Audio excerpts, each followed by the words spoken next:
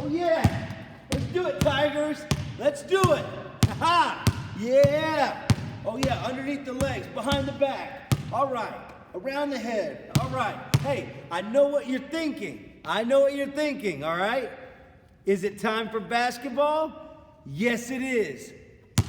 Today we're going to work on dribbling. One of the first things that you need to know is how to dribble the proper way when you're playing basketball. So today we're not going to play basketball, but we are going to start the unit of dribbling. All right. So the first thing we need to know, how to dribble with the basketball is using your finger pads. What is using your finger pads? What does that look like? Where are your finger pads? Well, if I show you here, it's not your fingertips. When we're dribbling the basketball and moving it around, whoa, whoa, whoa, whoa. When we're dribbling it, we're not using our fingertips. We are touching the ball with our finger pads. Really, your fingerprint. Your fingerprint. Open up your hand. Let me see. Now, your fingerprint, your finger pads are on the inside of your hand, not on the fingertips with your fingernails. If you dribble with your fingernails, your fingernail could fall off or it could really hurt. So we're dribbling with our finger pads today. So what does that look like? When you push it down, you touch it with all of your finger pads, not with your hand, not with this part of your hand. Sometimes you do touch it with your hand, but a lot of the time it's with your finger pads to control and manipulate the basketball. So it looks like this. With your finger pads, you push down. Good. Switch hands, push down with your finger pads. All right? So your finger pads are here. The next thing we need to do is keep our head and eyes up when we're dribbling. All right? So when you're dribbling, you want to keep your eyes up. You don't want to look down at the ball. If you look down at the ball, someone could come and steal it from you. And you don't know where you're going. If you don't know where you're going, you could run into someone else at home or run into a coffee table or a table at the house. So you need to look up while you're dribbling. Look up. Look to the left, to the right, and still dribble. Always keep your head up. And that's going to take practice. You're going to be seeing the ball and looking up at the same time, and that's called your peripheral vision. Everybody say it with me. Peripheral vision. So as I'm looking up, I can still see the ball out of the bottom of my eyes here, and you're moving around and looking around and moving with your eyes up, using your finger pads.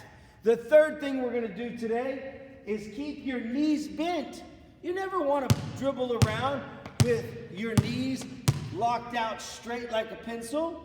We want to put our feet shoulder width apart, get on the balls of our feet, bend your knees, and now we're ready to move to the right, to the left, in front, behind, keeping our head up and our knees bent. So you're always walking around like you're going to creep, and steal the cookies out of the cookie jar.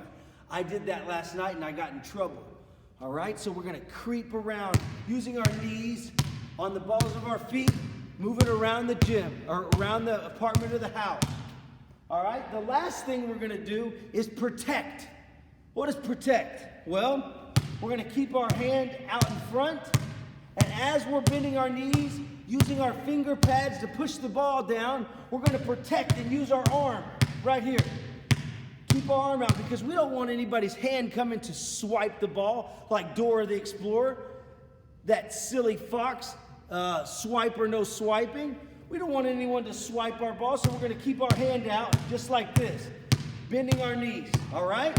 Keep our hand, protect, maybe move our body back here just like that. Now, one final thing is when you're dribbling, the height of the ball, when it comes up off the ground, you don't want it to go past your waist.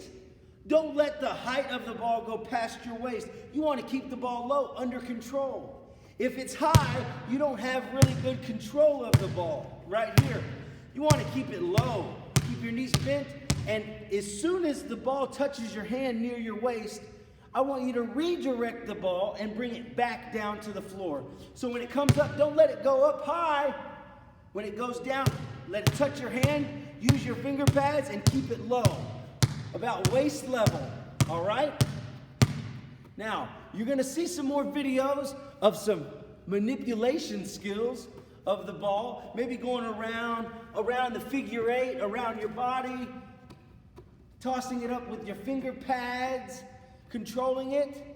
But these are the basics, and I want you to pause the video right now, rewind it, go get a soccer ball, air it up if you can, or any type of bouncy ball at your home that you can use, preferably a basketball if you have a soccer ball or a playground ball or any type of bouncy ball you can use to practice bouncing inside the house.